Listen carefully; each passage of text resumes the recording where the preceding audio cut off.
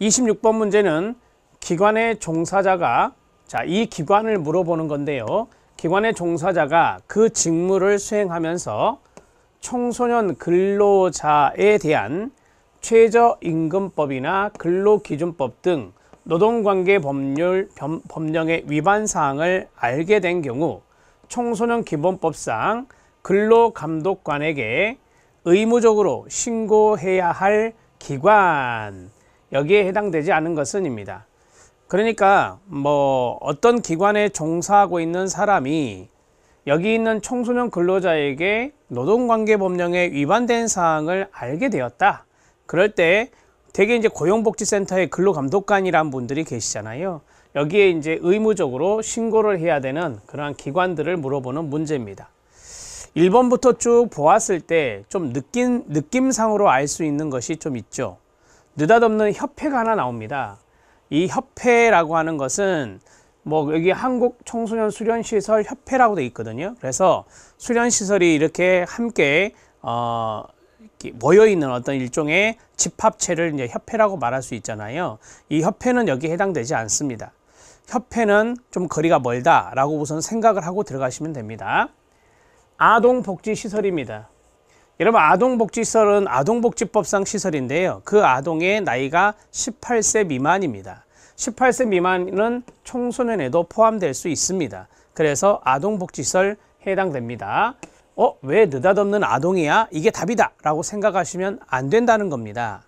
자, 그 다음에 이주배경 청소년지원센터, 청소년복지지원법에 있는 것 중에 하나죠. 여기도 해당되고요. 학교 밖 청소년 지원센터, 꿈드림이라고 하죠. 자, 여기에서 근무하는 사람도 마찬가지 신고해야 될 기관에 해당됩니다. 자, 그 다음 한국청소년 상담복지개발원은 기본 중에 기본이겠죠. 여기에 해당되는 기관의 종사자도 마찬가지 신고해야 될 부분에 해당됩니다. 자, 답을 해결했습니다. 답은 1번 한국청소년 수련시설협회는 해당 사항이 없습니다. 또한 기관들이 있을까요? 가장 대표적인 게 뭘까요? 청소년 상담복지센터가 있겠죠. 청소년 상담복지센터가 있을 겁니다. 자, 그 다음에 우리가 이제 그 1388 청소년 상담전화 있잖아요. 거기에서 근무하신 분들도 해당될 수 있겠죠. 자, 1388 청소년 상담 전화에서 근무하신 분들도 해당될 것이다. 이렇게 생각할 수 있겠습니다. 자, 한 가지 더 말씀드리면 청소년 복지시설도 아동복지시설이 있으니까 청소년 복지시설도 여기에 들어갈 수 있겠죠. 자, 청소년 복지지원법에 보면 청소년 복지시설은 4가지가 있습니다.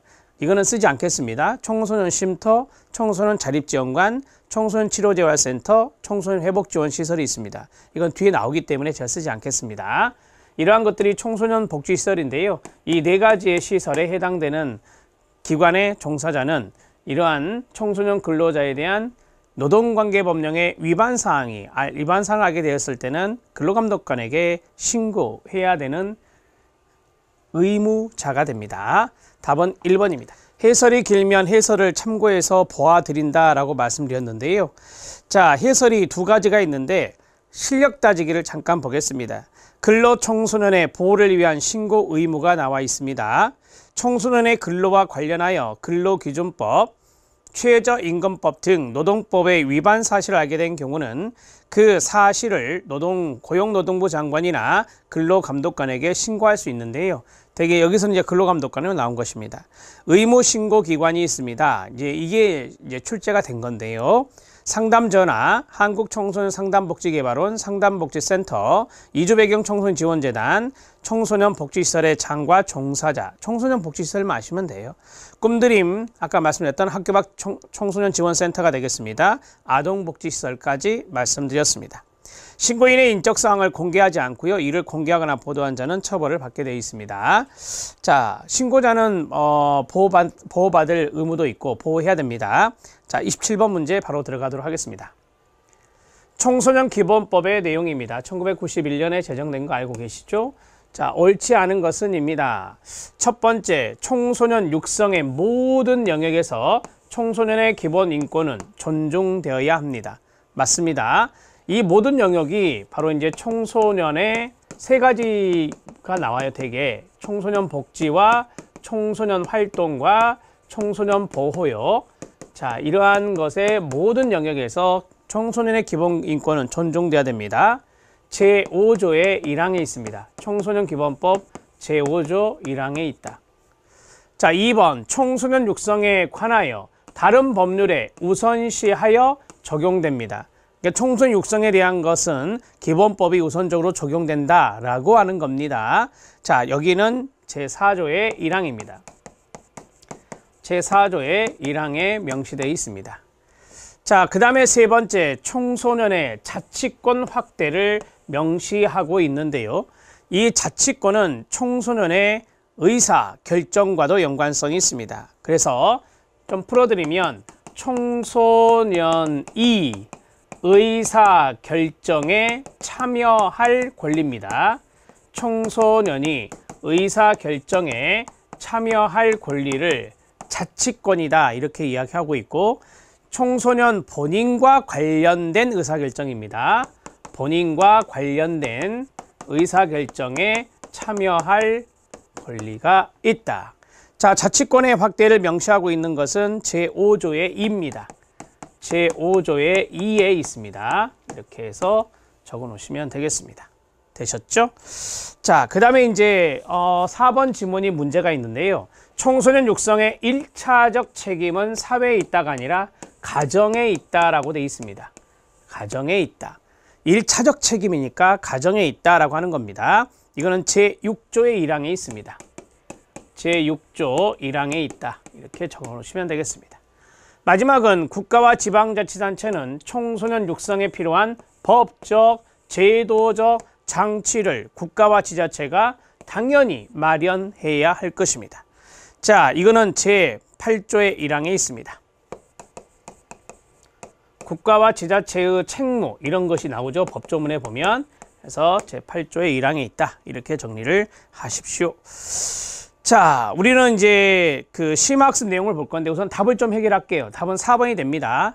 청소년 육성의 1차적 책임은 사회에 있는 것이 아니라 가정에 있다라고 명시되어 있는데요. 자, 심화학습을 보도록 하겠습니다. 우리는 이제 이론서가 없기 때문에 이런 법조문을 좀 봐놓으셔야 돼요. 청소년 기본법이 나왔고요. 청소년 육성 이런 내용들이 쭉 나옵니다. 청소년 기본법은 청소년에 대한 법적 사항을 담고 있는 법입니다. 모든 상황에서 청소년의 기본적인 인권이 존중됨을 명시하고 있습니다. 그게 바로 제5조의 1항에 있다라고 말씀드렸습니다. 청소년 육성입니다. 청소년 활동을 지원하고 청소년 복지를 증진하며 근로 청소년을 보호하는 한편, 자, 이게 나오잖아요. 활동이 나오고 복지가 나오고 보호가 나오죠. 이게 큰 세 가지의 틀이라고 보시면 됩니다. 한편 사회 여건과 환경을 청소년에게 유익하도록 개선하고 청소년을 보호하여 청소년에 대한 교육을 보완함으로써 청소년이 균형 있는 성장을 돕는 것, 청소년의 균형 있는 성장을 돕는 것이 바로 육성이다. 이렇게 말할 수 있습니다. 청소년의 기본적 인권은 나오죠. 밑줄, 활동, 복지, 보호 등 청소년 육성의 모든 영역에서 존중돼야 되고, 그 다음에 같이 읽어볼까요? 시작! 가정은 청소년 육성에 관해 1차적 책임이 있음을 인식하고 따뜻한 사랑과 관심을 통해 청소년의 개성과 자질을 바탕으로 자기 발전을 실현하고 국가와 사회의 구성으로서 책임을 다하는 후세대로 성장할 수 있도록 노력해야 합니다. 기본적인 인권적인 부분에 대해서 이야기를 했습니다. 청소년 육성 정책은 여성가족부 장관이 관계 행정기관의 장과 협의하여, 항상 청소년 주무부처는 여성가족부입니다. 머릿속에 기억해 주시고요. 자, 총괄 조정하고 국가는 청소년 육성에 대한 기본계획을 5년마다 수립해야 됩니다. 대개 이 기본계획이 나오면 기본계획이든 종합계획이든 이런 것들이 나오면 대개 5년마다입니다. 숫자 좀 조심해야 되니까. 자, 5년마다다 라고 정리할 수 있어요. 자, 기본계획 나오거나 종합계획 나오면 5년마다 수립해야 한다라고 돼 있는데, 자, 우리가 청소년 보호법에 보면 보호 종합계획이란 게 있어요. 청소년 보호 종합계획, 청소년 보호 종합계획. 자, 이 종합계획 나왔는데 이 녀석은 3년마다예요. 이 녀석은 3년마다. 이런 것들이 좀 독특한 녀석들이니까 알아두실 필요가 있다. 자, 넘어가겠습니다. 청소년의 능동적이고 자주적인 주인의식을 고취하고 청소년 육성을 위한 국민의 참여 분위기를 조성하기 위해 청소년의 달은 몇 월달? 5월달입니다. 아셨죠? 청소년의 달, 청소년 축제 같은 것도 5월달에 많이 있죠. 국가 및 지방자치단체는 청소년단체의 조직과 활동에 필요한 행정적인 지원을 할 수 있으며 예산의 범위 안에서 그 운영 활동 등에 필요한 경비 일부를 보조할 수 있습니다. 국가 및 지방자치단체는 청소년의 가출 및 비행을 예방하고 이들의 건전한 사회복귀를 돕기 위해서 필요한 복지적 지원을 제공하고 청소년에게 유해한 매체물과 약물 등이 유통되지 않도록 해야 됩니다. 됐습니다. 여기까지. 자, 27번의 답은 4번입니다. 자, 28번 문제 들어가도록 하겠습니다. 가로 넣기입니다. 숫자네요. 자, 가로 안에 들어갈 내용으로 옳은 것은 입니다. 청소년 복지 지원 법령상 여성가족부 장관은 청소년의 건강 증진에 대한 것이 청소년 복지지원법에 있어요. 체력 향상, 시책 수립을 위해서 청소년의 건강 및 체력 기준을 몇 년 이내의 기간마다 새로 설정해야 한다라고 했어요. 그러니까 청소년의 건강한 기준, 청소년의 체력 기준을 몇 년의 범위 내에서 새롭게 설정하느냐 이거죠. 자, 이것은 5년입니다. 5년 이내의 기간마다 새롭게 설정해야 한다. 5년마다가 아니에요. 5년 이내의 기간마다입니다. 그래서 5년 이내이기 때문에 뭐 3년 정도 있다 할 수도 있고 2년 정도 있다 할 수도 있고 그러겠죠. 5년 이내의 기간마다 새로 설정하는 겁니다. 답은 1번이고. 자, 그러면 이것이 어디에 있느냐? 시행령 제3조에 있는 겁니다. 청소년 복지지원법, 시행령 제3조에 보면 이 내용이 들어 있습니다. 시행령의 문제가 출제가 된 겁니다.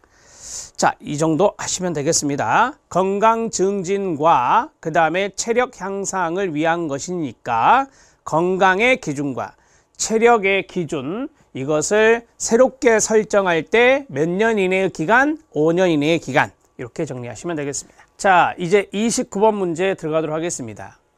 학교 밖 청소년 지원에 관한 법률인데요. 자, 2014년에 제정이 됐죠. 근거하여 3년마다 실시되는 것이 이겁니다. 학교 밖 청소년 실태조사인데요. 내용을 모두 고른 것은 입니다. 자, CF 청소년 기본법에 보면 청소년 실태조사란 것도 있어요. 청소년 실태조사도 몇 년마다? 3년마다 합니다. 이것도 3년마다고 학교 밖 청소년 지원에 관한 법률에 보면 학교 밖 청소년 실태조사도 3년마다 실태조사합니다. 두 가지 숫자가 같기 때문에 같이 엮어두시기 바랍니다. 자, 그러면 학교 밖 청소년은 아시죠? 뭐 학업을 좀 중단한 청소년, 예전에는 학업 중단 청소년이라고 했는데 지금은 학교 밖 청소년이란 명칭으로 사용합니다.